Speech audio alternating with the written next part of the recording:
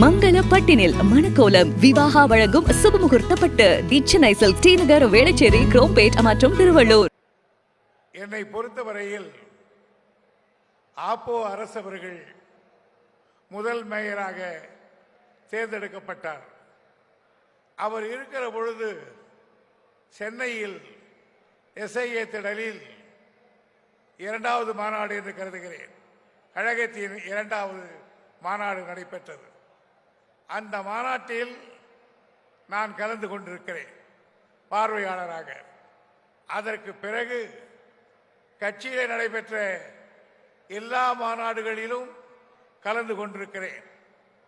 ஆனாலும் இப்படிப்பட்ட ஒரு மாநாட்டை நான் இதுவரையில் கண்டதே இல்லை என்று சொன்னால் அது மிகையாகாது.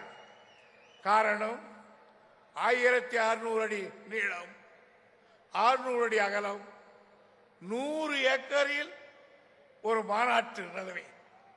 இதை விட என்ன பெருமை வேண்டும்? 100 ஏக்கரில் மாநாடு நடத்துகிற ஒரே இயக்கம் திராவிட இயக்கம் திமுக மட்டும்தான். ஆகவே தாய் கழகத்தையே விஞ்சக்கூடிய அளவுக்கு இளைஞரணி முன்னேறி இருப்பதை பார்த்து அது பொதுச் செயலாளர் முறையிலே நான் பெருமைப்படுகிறேன். இங்கே பேசியவர்கள் எல்லோரும் சொன்னதை போல் 50 ஆண்டு காலம் கலைஞர் அவர்கள் 100 ஆண்டு வயது கொண்ட திராவிட இயக்கத்தில் 50 ஆண்டு காலம் தலைவராக இருந்தார் கலைஞர் அவர்கள். 50 ஆண்டு காலம் இந்த இயக்கத்தை நடத்தினார். அதற்கு பிறகு இப்பொழுது நம்முடைய தளபதி அவர்கள் இந்த இயக்கத்தை நடத்தி கொண்டிருக்கிறார்கள். அதற்கு பிறகு